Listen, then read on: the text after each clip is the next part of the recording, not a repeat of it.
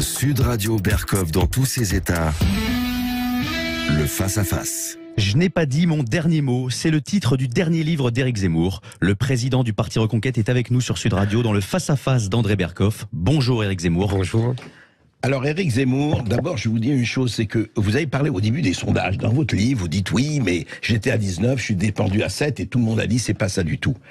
Et vous dites, mais si j'étais arrivé de 0 à 7, c'est quelque chose. Mais je vais vous dire, Éric Zemmour, on va quand même, c'est pas pour vous faire ni des compliments, tout ça. Vous êtes passé de 0 à 7%. Quand vous avez commencé, vous étiez à 0. Forcément, hein. Quand il est né, ben voilà. Et ce qui est intéressant, quand même, je veux dire, quel que soit ce qu'on peut penser de vous, qu'on soit pour, qu'on soit contre, qu'on vous déteste ou qu'on vous adore, je veux dire, vous avez eu 2,5 millions de Français qui ont voté pour vous au présidentiel. Vous êtes passé de 0 à 7%. Ça, c'est les chiffres, c'est pas les sondages. Et vous savez ce que disait, je vous le rappelle, parce que souvent, on va voir les sondages, Victor Hugo disait que le calembour est la fiente de l'esprit qui vole. Et le sondage, pour moi, c'est les crottes de la démocratie qui trottent. Je sais que vous n'êtes pas d'accord, et dites-moi pourquoi. Je ne vais pas me faire l'avocat des sondages. Ils font des erreurs, ils ont une influence autoréalisatrice, en particulier sur la fin de la campagne. Et ça m'a coûté cher, parce que les gens, en plus, après, c'est la logique du vote utile. Voilà, on dit, bon, lui, il a aucune chance. Absolument, j'ai beaucoup de gens qui m'ont dit, mais vous savez, on voulait voter pour vous, on a finalement voté pour Marine Le Pen parce qu'elle était en tête dans les sondages. Certains disaient même qu'elle allait être à 49 au second tour. Vous voyez, là, je suis tout à fait d'accord avec vous, les sondages faussent le vote. On est d'accord. Mais, je ne veux pas être injuste avec eux. Et vous savez, quand vous êtes candidat, c'est la différence avec vous et c'est la différence avec celui que j'étais. Quand vous êtes candidat, ça vous permet de voir où vous en êtes. Voilà, où vous en êtes. D'ailleurs, c'est très angoissant. Il y a un côté, vous savez, comme les élèves qui attendent leurs notes. Parce que dans le dernier mois, on a des sondages tous les jours, les fameux rolling. Et là, c'est une pression terrible. On attend, comme à l'école, on attend sa copie, quoi. C'est vrai. On dit, mais vous voyez, c'est quand même intéressant parce que on voit bien les rapports de force, on voit bien les mouvements de population, je vois bien par exemple, et je l'ai expliqué dans le livre, on va pas faire toute l'émission sur les sondages, mais je comprends bien comment si vous voulez, la veille de l'Ukraine, je suis donc au second tour, j'ai dépassé et Valérie Pécresse et Marine Le Pen, je suis à 16 selon les sondages, 16-17, et on voit bien comment une partie de mes électeurs que j'ai pris de François Fillon, parce que j'ai un électorat à la fois de François Fillon et de Marine Le Pen, une partie de ces électeurs-là partent vers Emmanuel Macron à cause de la guerre, et comment ça me fait descendre à 12, 13 dans les sondages, et comment là, la mécanique du vote utile s'enclenche en faveur de Marine Le Pen. Tout à fait. Ça permet, vous voyez, c'est tout. Mais vous avez raison, il ne faut pas en faire. Une idole, mais c'est même pas ça. Est-ce que vous dites, il y a la profession autoréalisatrice et le vote utile des électeurs. Mais est-ce qu'il n'y a pas aussi une déformation des candidats? Pas seulement de vous. Je m'explique et je vais aller plus loin parce qu'effectivement on va percer le sondage. Mais la question que je voulais vous poser, c'est ceci. Vous avez été 30 ans journaliste politique. Vous avez fréquenté tous les politiques. Absolument. Le fait de passer de l'autre côté de la barricade, c'est-à-dire d'être vous-même la cible. Journaliste, on n'est pas la cible, hein, on interviewe, tout ça, puis on juge, et puis c'est pas vous qui avez votre langue dans votre poche, vous avez toujours donné vos avis, etc., que ce soit par écrit ou à la télévision, à la radio. Mais est-ce que le fait de sentir qu'à ce moment-là, c'est très simple, hein, il y a un trou dans le fromage et il y a 10 animaux qui veulent rentrer dans ce trou, il y a un seul trou. Et donc, vous dites à un moment donné dans votre livre, la politique c'est dur. Mais est-ce que effectivement vous avez beaucoup plus senti, je voudrais savoir, le sentiment de l'Éric Zemmour politique par rapport au sentiment de l'Éric Zemmour journaliste? C'est en vérité tout l'objet du livre. Vous avez raison, je crois que c'est dans un article du JDD, je crois, qui dit que c'est le journaliste Éric Zemmour qui juge le journaliste, le Zemmour candidat, ce livre. Donc c'est pas mal. Moi je dis, en vérité, qu'est-ce que c'est le journaliste a vu des choses qu'un journaliste ne verra jamais, et en tant que politique, je dis des choses qu'un politique ne dira jamais parce que justement je suis à cette frontière. C'est ça le sens même du livre. Mais là où vous posez une très bonne question, comment vous dire, moi j'étais un journaliste plutôt engagé. Oui, c'est clair. D'ailleurs, je vais vous dire... D'ailleurs, ce que vous dites en tant que candidat et en tant qu'homme politique, vous l'avez déjà dit. C'est ce que j'allais vous dire. Je n'ai pas changé d'avis. Je n'ai pas changé de conviction. La seule différence, c'est que en tant que candidat, au-delà du diagnostic, au-delà des principes que l'on pose, et que vous avez raison, je n'ai pas changé de principe ni de conviction, il faut donner des mesures. Qu'est-ce qu'on propose? Qu'est-ce qu'on veut faire pour aménager, améliorer, corriger, arrêter, etc. C'est ce que j'ai fait pendant la campagne. Maintenant, vous parliez des sondages. Non, je voudrais, pardon. Oui, non, mais comment on le vit? Comment on le vit, y compris les coûts. Oui, absolument. Oui. D'abord, moi, je n'ai pas changé d'avis et de conviction en fonction des sondages. Quand les sondages me mettaient haut ou quand les sondages me mettaient bas, je disais la même chose. Ce n'est pas le cas de la classe politique. Ça répond à une de vos questions. C'est-à-dire que je trouve que la plupart des candidats se fixent par rapport aux sondages et suivent les sondages. Ce n'est pas mon cas. Moi, j'ai des convictions, j'ai des idées, j'ai une vision Vous de voulez la dire qu'ils France. sont opportunistes, quoi. Exactement. Clair. Oui, je le pense. Bon. Deuxièmement, comment on le vit? Forcément, si vous voulez, humainement, on le vit encore plus durement, c'est-à-dire que on a l'impression d'une injustice permanente. On a l'impression que tout ce qu'on dit est déformé. D'ailleurs, c'est pas toujours une impression, c'est souvent une réalité. Vous devenez le punching ball, quoi. Un des punching balls. Alors attendez. J'ai l'impression que je l'ai été plus particulièrement que d'autres pendant la présidentielle. Que je n'étais pas un candidat comme les autres. Ce n'est pas de la prétention de ma part. Ce n'est pas moi qui étais en cause. En vérité, c'était le thème que j'avais choisi d'avancer. Vous savez, au début de la campagne, j'ai eu la prétention peut-être d'annoncer ce que j'allais faire. Et j'ai dit, celui qui impose le thème de la campagne sera le président de la République. Donc moi, j'ai dit, je vais imposer mon thème qui me paraît le plus important, le plus vital, l'identité, le grand remplacement. Très bien. Et je pense que c'est à partir de ce moment-là, et à partir du moment où, comme vous l'avez dit, de 0, je suis passé à 19, que là, la machine médiatique s'est mise en route contre moi et qu'elle a fait de moi, non pas une cible parmi d'autres, mais la cible privilégiée. Non pas parce que c'était Éric Zemmour. Non, vous voyez, mais parce que vous troubliez le jeu. Non, pas seulement. C'est parce que je voulais imposer ce thème de l'identité et du grand remplacement. Je dis dans le livre, le Dalai Lama ou le pape parlerait comme moi, il serait immédiatement la cible de tout le système médiatique. C'est pas ma personne. Ce ne sont pas des politiques, mais enfin oui, d'accord. Oui, mais vous avez compris. Regardez, quand le président de Tunisie, il y a maintenant 2 mois, a parlé de grand remplacement pour son pays et qu'il a dit que l'invasion africaine était en train de bouleverser l'équilibre de son pays, il a été immédiatement l'objet de l'ire médiatique mondiale. Donc, absolument. Voilà. Non, mais alors justement, on va avancer et alors au fond, c'est très intéressant parce que vous avez 2 choses. Vous avez dit, vous l'avez répété, je suis là, l'alliance des droites, l'alliance des droites, l'alliance des droites, l'alliance des droites. Oui, non, attendez. Et vous avez dit en même temps, c'est intéressant parce que l'un de vos modèles, même si c'est De Gaulle, enfin je veux dire, vous n'êtes pas spécialement un anti-gaulliste primaire. Non. Or, que dit De Gaulle? Il l'a répété, il a sonné, la France n'est ni de gauche, la France n'est ni de droite, la France, c'est la France. Et deuxièmement, quand même, est-ce que ça ne vous a... Vous dites vous-même dans votre livre, est-ce que ça ne vous a pas justement interpellé? Vous dites en quoi Macron et Marine Le Pen ont en commun? Ils se proclament ni de droite ni de gauche. Mais comme par hasard, Éric Zemmour, en 2017 et en 2022, ils sont retrouvés les 2 premiers. Donc apparemment, le ni droite ni gauche, même s'il n'est pas vraiment vécu et proclamé, ça marche.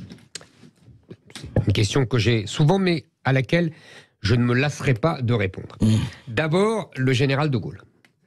Le général de Gaulle dit, c'est sa fameuse conférence de presse de 1965, c'est pas une conférence de presse, d'ailleurs c'est une interview avec Michel Droit, la France n'est ni de droite ni de gauche, et il le répète, vous avez tout à fait raison. Il parle de la France. Il ne parle pas des moyens d'accéder au pouvoir. Moi aussi, je suis d'accord avec lui. Là, la France, il y a une France de droite, il y a une France de gauche. Elle n'est ni de gauche ni de droite. Il faut justement rassembler tous les Français. Voilà. Il est président de la République. Il est même plus que président de la République. Non, mais pour y arriver. Il ne dit pas pour y arriver. Pardonnez-moi. Il non, dit j'ai pas compris. Pour y arriver. Mais pour vous, je vous pose alors, la je vais question. répondre. Attendez. D'accord. Je réponds d'abord pour le général de Gaulle. D'accord. Le général de Gaulle, lui, a toujours été vu comme un homme de droite. Je regardais l'autre jour, vous savez, j'aime à regarder les vieilles émissions d'apostrophes dans les années 70, qui sont remarquables. Je recommande ça à tous les jeunes. C'était tout à fait remarquable. Le niveau est tout à fait brillant. Et un jour est invité Pierre Mendès France. Pierre Mendès France. Qu'est-ce qu'il dit? Écoutez bien. Il dit, j'ai retenu la phrase par cœur parce qu'elle m'a sidéré. Il dit, la politique du général de Gaulle, en particulier, dit-il, la politique économique. Il a été son ministre des Finances en 1945. La politique économique du général de Gaulle est, ouvrez les guillemets, une politique réactionnaire. Réactionnaire. Il dit même pas de droite. Pierre Mendès France. Pierre Mendès France.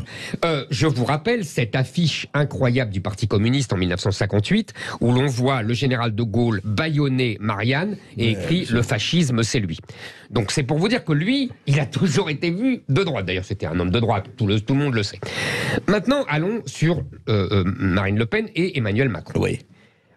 Ce que vous avez c'est dit pas moi, dans les c'est pas à moi, pardonnez-moi cet accès de vanité, ce n'est pas à moi qu'on va apprendre que depuis les années 90, après le référendum sur Maastricht, le clivage droite-gauche a pris du plomb dans l'aile, puisque, selon le mot célèbre de Philippe Séguin, la droite et la gauche étaient des détaillants qui se fournissaient au même grossiste, l'Europe. J'ai écrit, en tant que journaliste, des dizaines de papiers disant exactement ce que vous m'avez dit. Le droite-gauche, c'est terminé, ils font la même politique, maintenant il y a l'opposition entre ce que Marine Le Pen appelle les patriotes et les mondialistes, etc. J'ai écrit ça pendant des années. Non, je sais. Donc je l'ignore pas. Pourquoi j'ai changé d'avis? Parce que vous pourrez me dire après tout, pourquoi vous avez changé d'avis? C'est ridicule. Et en plus, comme vous l'avez dit, c'est ce clivage qui gagne. Je vais vous dire pourquoi. Pour deux raisons. La première raison, c'est que vous remarquerez que ce clivage a fait gagner qui? Les prétendus mondialistes. Ce n'est pas Madame Le Pen qui a gagné. C'est Monsieur Macron. Donc, au minimum, ce clivage favorise une partie et pas la nôtre, pas la mienne. Deuxièmement, pour que ce clivage soit vraiment opérationnel, il faut, selon la fameuse formule, vous vous souvenez de Jean-Pierre Chevènement, qui cherchait l'alliance de Philippe de Villiers, de Philippe Séguin, de Charles Pasqua, ce qui n'a jamais marché d'ailleurs à l'époque. Et pourtant, il y avait des gens de grande qualité, ceux que j'ai cités. Patriote et peuple. Non, attendez, vous allez trop vite. Ça sous-entend qu'il y ait des patriotes de droite et des patriotes de gauche qui se mettent ensemble et qui a un candidat commun. Vous êtes d'accord avec moi? Or, en 2017 comme en 2022, les patriotes de gauche, les Jean-Pierre Chevènement que j'ai cité, ou les Jean-Luc Mélenchon, ou les Arnaud Montebourg, Arnaud Montebourg, que Madame Le Pen a tout fait pour séduire. Ils ont voté pour qui, André Berkoff? Ils ont voté pour le mondialiste Macron. Et ils ont appelé à voter pour lui. Donc vous voyez que ça ne marche pas. Vous savez pourquoi? Vous savez pourquoi? Non, je ne sais pas pourquoi. La route au fascisme. Mais moi, je ne veux pas savoir pourquoi. Oui. Je constate. Alors, troisièmement, en fait, pourquoi Macron gagne-t-il? Parce qu'il faut maintenant, après qu'on a vu le résultat, il faut aller voir le fondement sociologique. En vérité, c'est assez simple à voir, ce sont les gens de plus de 60 ans qui, massivement, qui quasi unanimement, je dirais, refusent de voter pour Madame Le Pen et votent pour Emmanuel Macron. Pour des tas de raisons. On pourrait faire l'émission pour trouver les raisons, mais c'est pas le sujet, on est d'accord. Moi, je pense que en refondant le clivage droite-gauche sur des vraies différences, on va pas refaire vous voyez, le débat Sarko-Hollande, bon, on est d'accord. On divise ce bloc des retraités qui retrouvent leurs repères. Il y a des retraités de gauche, il y a des retraités de droite, et qui, du coup, on peut gagner. Sinon, je prends le pari ici chez vous, sinon, Madame Le Pen sera au second tour jusqu'en 2040 et elle perdra à chaque fois parce que le bloc des retraités, tant qu'ils ne seront pas tous morts, ne voteront pas pour elle. Voilà. Alors, 2040, c'est assez loin. On va continuer, c'est passionnant. Après cette petite pause, à tout de suite. Sud Radio Berkoff dans tous ses états. Alors, l'avant-dernier livre d'Éric Zemmour, ça s'appelait « La France n'a pas dit son dernier mot ». Aujourd'hui, il saute un cran et il dit « Je n'ai pas dit mon dernier mot ». Il se prend pour la France, il n'est pas le premier, il a le droit. Après tout, tous les goûts J'étais candidat à la présidentielle. Je sais. Alors, Éric Zemmour, creusons un peu. Moi, il y a quelque chose très intéressante parce que vous dites, effectivement, vous avez voulu, et vous l'avez fait, placer l'identité, le destin de la France, etc., au cœur du débat. Et le problème, pour moi, il n'est pas du tout, et vous avez dit d'ailleurs, il est moins le temps de réformer la France que de la sauver. Parce que, et sauvez-nous, vous disiez un certain nombre de gens que vous avez rencontrés, vous racontez tout cela très bien dans votre livre. Mais le vrai problème, et c'est pas facile, hein, c'est facile à dire, vous dites aussi ce qui nous rassemble en tant que peuple est aujourd'hui plus important que ce qui nous divise en tant que classe sociale. Vous avez écrit ça. Voilà, c'est le problème. Est-ce qu'aujourd'hui, justement, est-ce qu'il n'y a pas à faire les deux? C'est-à-dire, vous savez, c'était Clinton lui disait « It's the economy, stupid ».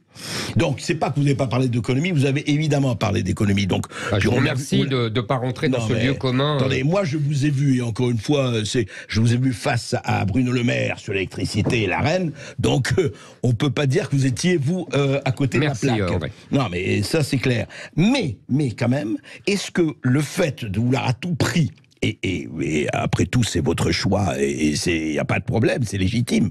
De mettre l'identité ne vous a pas fait oublier les classes sociales. Je m'explique. Vous avez vu aujourd'hui ce qui se passe. Hein. On est effectivement quelques mois après, mais enfin, vous voyez ce qui se passe avec le prix de l'électricité, vous voyez ce qui se passe avec le frigo qui est vide, l'explosion des prix de l'alimentation, enfin tout ça, vous suivez ça au moins en tant que nous. Donc, est-ce qu'au fond, est-ce qu'il n'y a pas, et c'est en ça que je disais un peu rapidement, vous avez fait le travail de Marine Le Pen, c'est-à-dire comment vous êtes occupé de quelque chose qu'elle avait laissé en déshérence, c'était son père qui s'en occupait, elle, dédiabolisation, attention, je ne suis pas le monstre, machin, etc. Sauf que vous, en arrivant là, et en découplant ce qui était aussi important, je vous pose vraiment la question, pas seulement le pouvoir d'achat, hein, mais les préoccupations économiques, les préoccupations, il n'y avait pas encore la guerre, mais enfin bon, est-ce qu'il ne fallait pas, au contraire, de dire, mais attendez, moi j'occupe des deux, et les deux sont... Parce que pour qu'il y ait une identité, il faut aussi qu'une économie marche. Et je termine là-dessus, vous avez parlé de la démographie par rapport du grand remplacement, c'est deux questions... Avant-hier ici, Alain Boer disait « Oui, mais attendez, c'est même pas une question de grand remplacement. Il n'y a plus de démographie. La démographie est zéro en France. » Et disait-il, hein, mais je veux dire, en disant ça, en fait, en parlant disons, du social, parce que vous dites, ce n'est plus le problème en tant que classe sociale. Je dis pas qu'on revient à la lutte des classes, mais est-ce que le problème n'était pas de prendre sur les deux jambes, dans les deux mains, les deux concepts? Alors, première réponse, il est paradoxal de votre part, mais ce n'est pas la première fois qu'on le fait, d'abord de me reprocher de ne pas être gaullien, puisque je dis que je suis de droite contre la gauche, et puis après... Je ne vous ai pas reproché de ne pas être gaullien. Si, mais c'est pas grave, mais j'ai répondu tout à l'heure. D'accord. Et ensuite, dans la question suivante, de me dire, vous oubliez qu'il y a une lutte des classes. Mais je n'oublie pas qu'il y a une lutte des classes, mais le général de Gaulle, justement... Sa politique, c'était de conjurer la lutte des classes et de rassembler les Français en tant que Français. Mais on n'est plus dans la même époque, Éric Zemmour. Mais c'est pas grave, ça. Alors, vous savez, déjà à son époque, on lui disait, on n'est plus à la même époque. On lui disait, on n'est plus au 19e siècle. On lui disait déjà, il n'est pas moderne, etc. En fait, il s'est avéré beaucoup plus moderne que ceux qui se prétendaient modernes. Bon, première réponse. Deuxième réponse. Pendant toute la campagne, j'ai essayé d'agir par ordre. C'est-à-dire qu'au début, vous avez raison, j'ai parlé essentiellement du grand remplacement, parce que je voulais imposer mon thème. Et je voulais l'imposer à toute la classe politique, et ça a marché. Souvenez-vous de la campagne des primaires de LR, souvenez-vous de Mélenchon débattant avec moi, lui parlant de la créolisation, qui était un grand remplacement assumé en vérité et glorifié. Je me rappelle même... pour vous faire sourire, que Madame Le Pen émaillait ses discours de phrases sur le conflit de civilisation et sur l'enjeu de civilisation, après avoir fait une affiche sur la liberté, puis ensuite elle parlera de pouvoir d'achat. Ça, oui, je vous l'accorde volontiers, c'était volontaire, parce que je pense que c'est l'essentiel. À partir du moment, si vous voulez, où on sera obligé de voir nos filles voilées, nos histoires de pouvoir d'achat et de retraite paraîtront bien subalternes, puisque nous aurons changé de monde et de civilisation. Mais, je tiens à dire, cher André Berkoff, que j'ai très vite parlé à côté du grand remplacement, de ce que j'appelais le grand déclassement. Dès mes discours d'octobre, mon discours à Lille, je crois même que c'est fin septembre, je fais un grand discours sur l'économie, sur comment on est arrivé là. Alors, là où vous avez raison, et peut-être que c'est ce discours-là qui n'est pas passé, mais je ne le renie pas, je n'ai pas fait le discours d'autres, c'est-à-dire que je n'ai pas dit on va régler tout ça par des chèques. J'ai dit le pouvoir d'achat, c'est ce qui vous laisse quand l'État vous a tout à fait tout pris. Oui. Mais... J'ai dit aussi pourquoi nous nous appauvrissons, c'est parce que nos salaires sont trop bas. Pourquoi nos salaires sont trop bas ? Parce que nous ne produisons pas assez par rapport aux autres pays, nous sommes de moins en moins compétitifs. Et aussi, pourquoi les patrons ne peuvent pas nous augmenter ? Parce que dès qu'ils nous augmentent, ils ont les charges sociales qui augmentent de façon explosive. Et donc, et pourquoi on a des charges sociales explosives ? Parce qu'on a 800 milliards de dépenses sociales qui en font de nous le recordman du monde des dépenses sociales. Et pourquoi on a des dépenses sociales ? Mis à part la question de la retraite, vous voyez, il y avait aussi le fait que nous soignons le monde entier, nous nourrissons le monde entier, nous accueillons le monde entier, et que ça nous coûte des fortunes. Je vois qu'aujourd'hui, monsieur le maire se rend compte qu'il y a des fraudes dans les mouvements sociaux vis-à-vis des étrangers, mais moi j'irai plus loin. C'est pas seulement les fraudes dont il devrait s'occuper, c'est de ce que nous coûte l'immigration, globalement. C'est-à-dire pourquoi on a un hôpital qui s'effondre, pourquoi on a une école qui s'effondre. À chaque fois, il y a des causes endogènes, c'est-à-dire ce dont nous sommes responsables, nous, mais il y a aussi une immigration énorme qui fait s'écrouler le système. Éric Zemmour, pour la première partie, les charges sociales, elle n'est pas politique. Agnès Verdier-Molinier et autres le disent tous les jours. Tout à fait. Effectivement. Mais pour la politique... Mais elle est lucide, Madame Verdier-Molinier. Oui, depuis longtemps. Mais attendez, et pour le reste, je rappelle qu'un certain Georges Marchais, comme vous le savez, le disait il y a 40 ans. Pour l'immigration ? Pour l'immigration. Je sais bien. Alors, effectivement, donc, le problème de réconcilier Agnès Verdier-Molinier et Georges Marchais. Ce qui n'est pas simple. Voilà. On se retrouve juste après une petite pause. On se retrouve tout de suite. Restez bien avec nous sur Sud Radio avec Éric Zemmour dans le face-à-face d'André Berkoff. Et vous nous appelez au 0826 300 300 pour participer à l'émission. 0826 300 300. À tout de suite sur Sud Radio. Sud Radio Berkoff dans tous ses états. Éric Zemmour, qui n'a toujours pas dit son dernier mot, effectivement, on préfère, parce que de temps en temps, on aime bien l'entendre, même quand il exagère. Non, mais jamais, j'exagère jamais. Et vous n'exagérez pas quand vous dites, Éric Zemmour, dans votre livre, c'est la gauche hors les murs qui, en la personne d'Emmanuel Macron, avait conquis l'Élysée. Je me rappelle de réunions de la gauche hors les murs avec votre grand ami Robert Ménard, votre ex-ami. De la droite hors les murs. De la droite, oui. Eh ben, c'est en quoi la gauche C'est-à-dire, c'est Mélenchon? Attendez. Ah oulala, attendez. Alors, ça a besoin d'un peu de classification. Allons-y. Ce qu'on appelait la droite hors les murs, c'était vous savez, la presse a appelé nos déjeuners avec mes amis Philippe de Villiers et Patrick Buisson, où nous essayions de trouver une alternative de droite. Et c'était avant la présidentielle de 2017. Et j'explique, je raconte ça parce que je fais un portrait élogieux d'ailleurs et louangeur de mon ami Philippe. Et je dis, il s'était pas complètement trompé, parce qu'à l'époque déjà, il me disait tu dois y aller. C'était après le succès de mon livre Le Suicide français. Et moi, j'avais pas du tout. Voilà, exactement. 2014. Et moi, j'avais pas du tout envie d'y aller, donc je mettais les deux pieds sur le frein. Et je dis sous forme de boutade, Philippe ne s'était pas complètement trompé, parce que c'est pas la droite hors les murs qui a gagné en 2017, mais c'est la gauche hors les murs. Je veux dire par là une gauche, mais qui n'est pas dans les partis politiques. Bon. Macron, mais en quoi Macron j'ai compris votre point. Emmanuel Macron est, si vous voulez, le fils de Michel Rocard et de Dominique Strauss-Kahn. C'est-à-dire une gauche qui accepte le marché, qui a existé depuis Proudhon. Depuis Proudhon, depuis toujours, en clair, depuis le milieu du 19e siècle, qui n'est pas marxiste, qui n'est pas collectiviste, qui est libéral, et qui est tellement libéral que elle fait alliance, vous savez, selon le schéma très bien mis à jour par l'américain Christopher Lasch et le français Jean-Claude Michéa, avec les libertaires hérités de mai 68, ce qui fait qu'il est pour la PMA, vous voyez, pour l'euthanasie, les woke, etc., et qu'il met Papendaï à l'éducation nationale.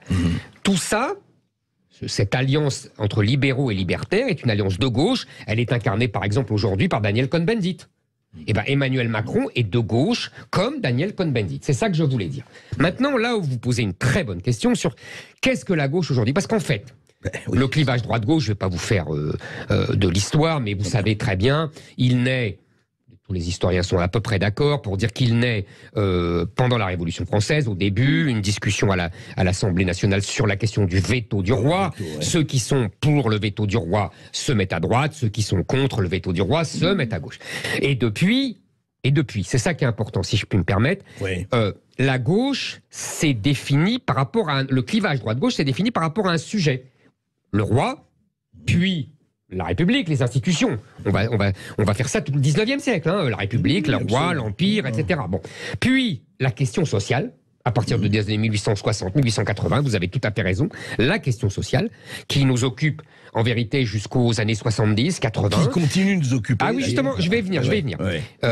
Et avec un intermède, parce qu'il y a quand même les deux guerres mondiales, de la paix et de la guerre. D'ailleurs, la droite qui était belliciste devenant pacifiste, la gauche qui était belliciste devenant, pacifiste devenant belliciste. Epstein. Bref. Exactement. Bref, passons ça.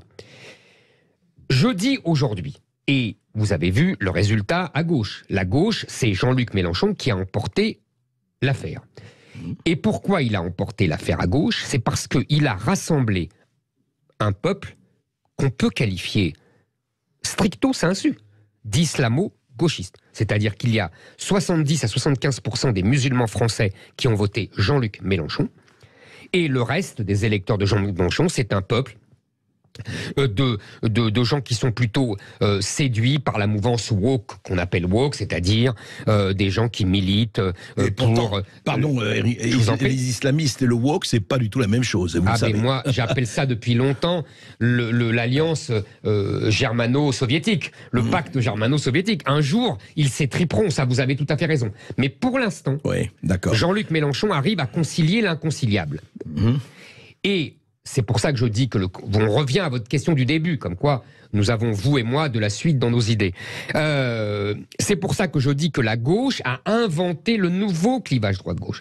C'est-à-dire que contre ce peuple islamo-gauchiste qui veut détruire la France, au sens propre du terme, il faut qu'il y ait une droite qui veuille défendre la civilisation française, l'identité française, et si vous voulez, dans ce cadre de figure du clivage droite-gauche, la question sociale n'a pas été éliminée. Vous avez tout à fait raison. Il y a des gens qui ont du mal à vivre aujourd'hui, qui avec l'inflation... Il y en a beaucoup. Mais il y en a beaucoup, vous avez raison. Et l'inflation aggrave tout cela.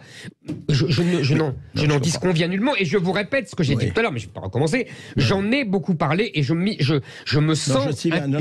Attendez. Je dis simplement que aujourd'hui, nous ne sommes plus au 19e siècle. La droite, comme la gauche, s'occupe des questions sociales. Emmanuel Macron, qu'on le dise de gauche ou de droite, a déversé plus d'argent sur les catégories dites populaires que la gauche n'en a jamais fait. Et il le finance par la dette, comme la gauche d'ailleurs.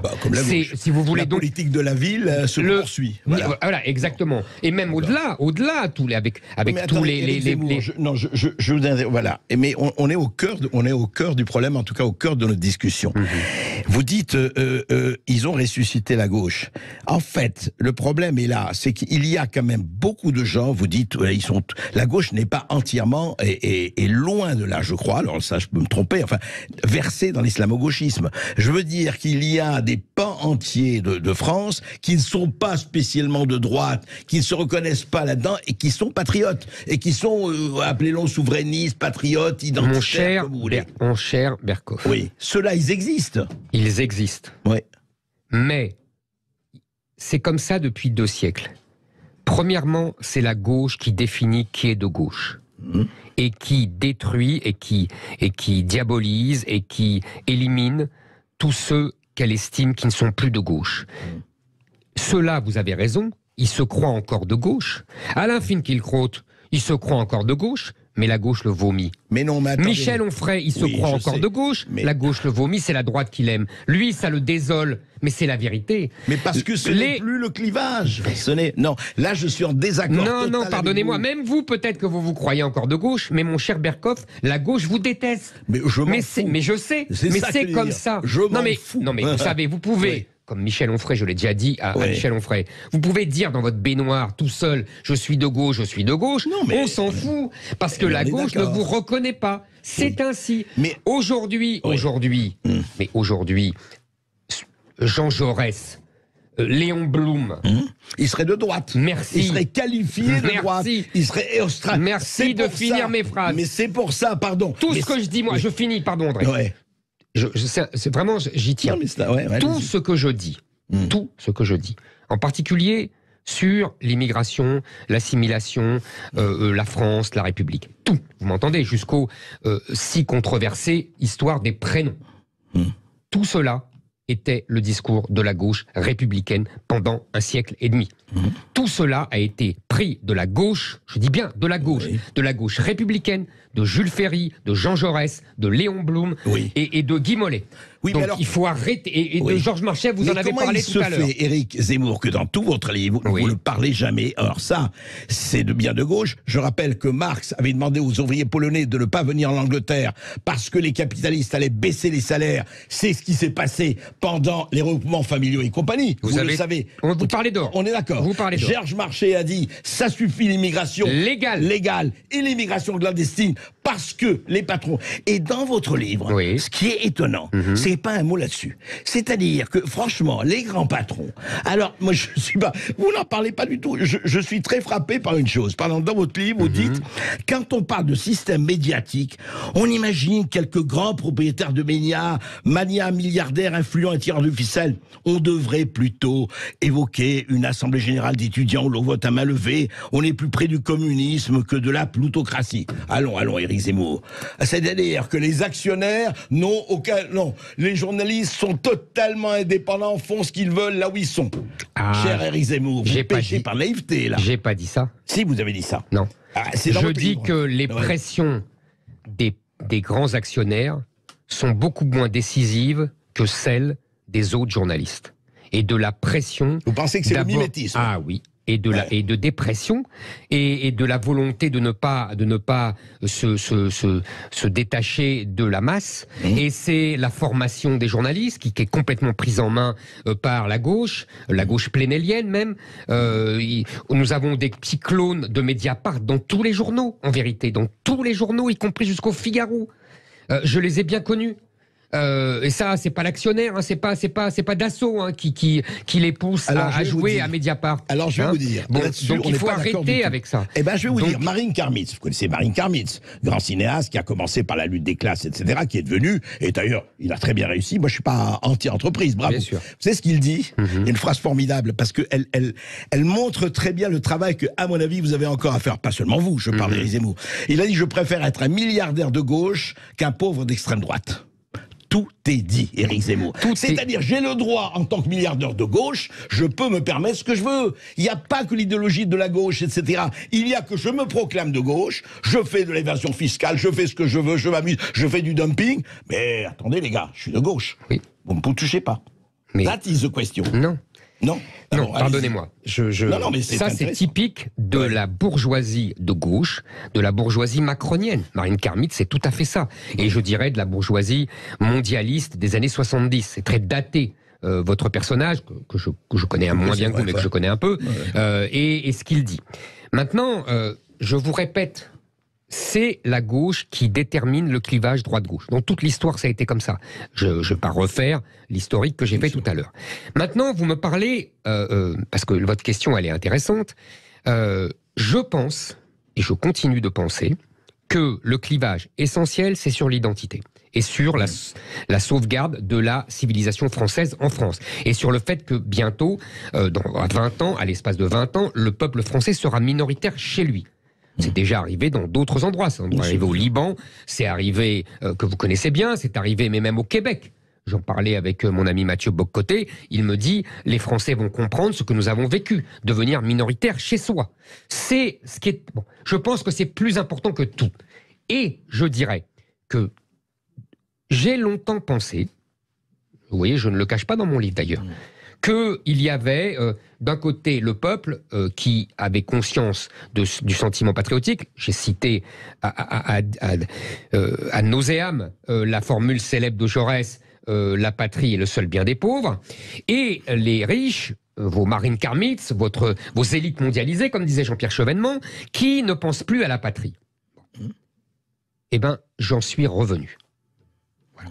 Je raconte dans mon livre comment j'ai découvert à Londres, au cœur même de la City, avec des gens qui travaillaient dans la finance. Donc, vous voyez, la caricature. Qui disent « Je reviendrai si vous êtes élu ». Exactement. J'ai lu ça. Et qui, lors d'un déjeuner, ils étaient une trentaine, je commence à parler d'économie parce que je pensais que ça les intéressait, vous voyez, naïf que j'étais.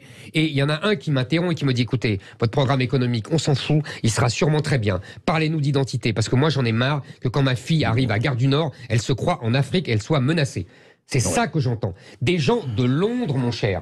Mais donc, on est d'accord. Non, on n'est pas d'accord, parce que vous dites le contraire. Non, pas du tout, parce que vous me parlez d'une poignée de gens, que mais... ces gens-là, regardez Vincent Bolloré. Vincent Bolloré, il a très bien compris que l'essentiel, c'était l'identité du pays. Regardez Christian Latouche, et regardez ce qu'il prend, et regardez ce qu'il subit. Bien sûr. Bon, bien de sûr. la part de la presse de gauche et au-delà. Bon.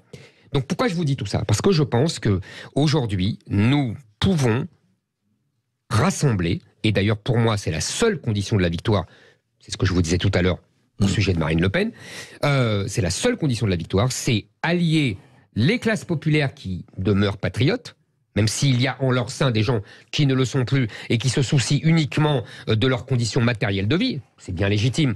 Mais il y en a aussi.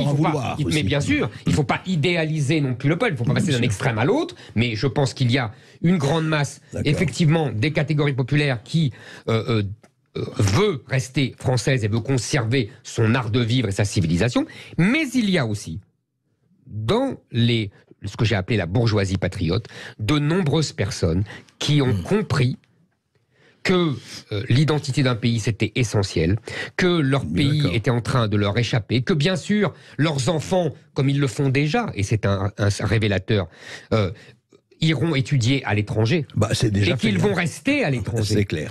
Donc c'est la libanisation du pays. On en parle tout de suite après cette petite pause, la dernière, et puis on reçoit les auditeurs de Sud Radio. Restez bien avec nous, on se retrouve tout de suite, et vous nous appelez au 0826 300 300 pour interpeller Éric Zemmour, 0826 300 300, à tout de suite sur Sud Radio.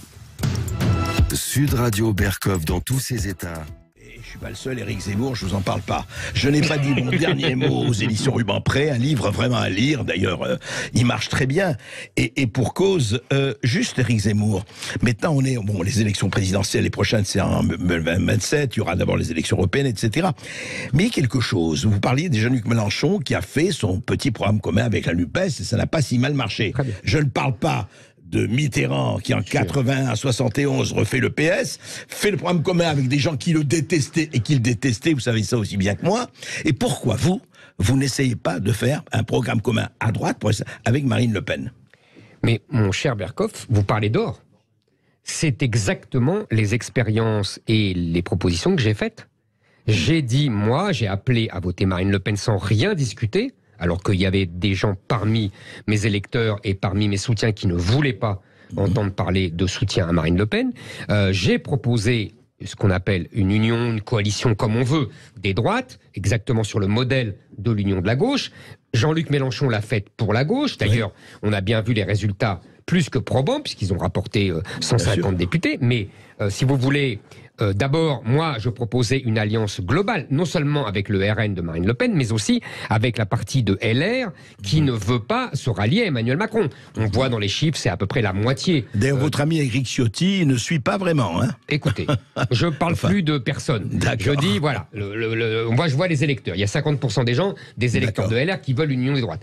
Il y a d'ailleurs 80% des électeurs du RN qui veulent l'union des droites. Mais ça bloque sur pour l'instant, les gens de LR ne veulent pas. Et deux, surtout, c'est Marine Le Pen qui n'en veut pas. Marine Le Pen veut rester seule. Elle considère qu'elle va gagner toute seule. Elle considère mon intrusion dans le jeu politique comme inconvenante et pour ne pas dire un scandale, qu'elle veut réduire, elle veut nous tuer en clair. Donc, elle veut tuer Reconquête, elle veut tuer Éric Zemmour. Elle estime qu'elle a gagné la bataille en 2022 et elle ne veut surtout pas, d'accord. Pour vous parler de NUPES de droite, j'étais tout à fait favorable et je l'ai proposé. Et donc, elle a refusé. Elle a dit, retrouvez l'interview dans le Figaro, reprenant notre discussion du début, je ne suis ni de droite ni de gauche, donc je ne ferai pas une union des droites. Voilà. Donc je dis maintenant à tous les électeurs du RN et les électeurs de LR, qui veulent de cette union, de cette coalition des droites, ils n'ont qu'une seule solution, voter pour Reconquête, voter pour moi, voter pour Reconquête, parce que c'est uniquement, vous avez cité le très bon exemple de François Mitterrand, qui en 71 refait le Parti Socialiste, rappelez qu'en 69, le candidat du Parti Socialiste fait 5%, bien sûr, et que le candidat du Parti Communiste fait 20%, et que l'union de la gauche ne marche que parce qu'il y a un renversement du rapport de force, que le Parti Socialiste passe devant le Parti Communiste, qu'il impose l'union, et que c'est pour ça qu'il gagne. C'est exactement ce que je propose. On peut comprendre que Marine Le Pen n'a pas envie de se retrouver dans la position du Parti Communiste de 69. On peut comprendre... en tant que garante de sa boutique, mais on ne peut pas comprendre en tant que patriote. Puisqu'elle se prétend patriote, elle devrait voir d'abord l'intérêt de la France. Alors, on va prendre peut-être malheureusement, vous savez, on a 1h30, on avait 2 heures, mais on n'a qu'1h30 en ce moment. Donc, on va prendre un auditeur. Nos auditeurs, oui, au 0826 300 300. On accueille Sophie de Asnières-sur-Seine. Bonjour Sophie. Bonjour Sophie.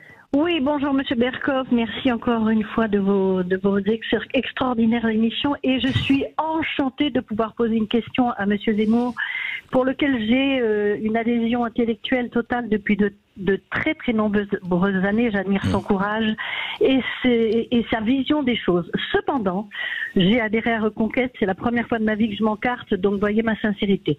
Cependant, je suis un petit peu déçue, sachant à quel point Éric Zemmour aime l'histoire, de sa position vis-à-vis de l'Ukraine qui va impacter la génération de mes enfants. Nous n'avons rien à faire dans cette guerre. Les tenants et aboutissants du pourquoi, du comment, tout ça s'est déclenché, ont été étudiés. Oui, on va pas revenir là-dessus, Sophie. Bon, bien sûr. mais de grâce, j'aimerais que Éric Zemmour, dont le courage est absolument exceptionnel, je ne sais pas, il est peut-être pas d'accord avec moi, mais nous n'avons rien à faire dans cette guerre. Alors Éric Zemmour. Chère madame, d'abord merci de tous les éloges que vous avez déversés sur moi et de la confiance que vous me portez, et merci d'être à Reconquête. Je tiens à dire d'ailleurs, il y a beaucoup de gens comme madame qui n'ont jamais fait de politique, qui n'ont jamais pris de carte de parti et qui sont venus à Reconquête. Mais sur l'Ukraine, j'avoue que je ne comprends pas cette critique. Qu'est-ce que j'ai dit? J'ai dit simplement que c'était la Russie qui avait attaqué l'Ukraine. Voilà, c'est un fait. Et j'ai dit que c'était évidemment condamné par le droit international. C'est un second fait. Maintenant, j'ai dit, et justement, j'ai été houspillé par la presse bien pensante qui m'a traité de poutinien jusqu'à plus soif, j'ai dit que nous avions nous aussi nos responsabilités dans la guerre parce que nous n'avions jamais crevé cet abcès de l'Est de l'Ukraine, du Donbass, où les russophones étaient bombardés par l'armée ukrainienne, que nous, les Français, les Allemands, qui étaient garantes des accords de 2014 n'avait jamais mis en œuvre ces accords. Donc j'ai dit tout ça, j'ai une vision équilibrée. Je dis même que, si vous voulez, je comprends en vérité les deux parties. On peut essayer de faire une analyse, j'explique longuement, je fais un chapitre entier dans le livre. Je comprends la Russie car c'est un empire qui ne veut rester un empire et qui sera ravalé au rang des anciennes puissances impériales comme la France et l'Angleterre si elle n'était plus un empire. Mais je comprends aussi l'Ukraine parce que dans l'histoire, on a déjà vu des nations se forger. Alors que moi, j'ai longtemps cru qu'il y avait des Ukrainiens, mais pas d'Ukraine, puisque c'était un pays assemblé de briques et de broc. Mais il y a peut-être une nation qui est en ce moment en train de germer dans la guerre, comme il y a eu l'Allemagne face à Napoléon. Voilà ce que j'ai dit, chère madame. Je crois que je ne peux pas avoir une position plus équilibrée et qu'on ne peut pas me reprocher d'être pour l'un ou pour l'autre. En tout cas, Éric Zemmour, je renvoie à votre livre, je renvoie les auditeurs et les résidents du radio à votre livre. Vous n'avez pas dit votre dernier mot, mais je ne vous vois pas dire votre dernier mot avant longtemps. Merci beaucoup. Merci.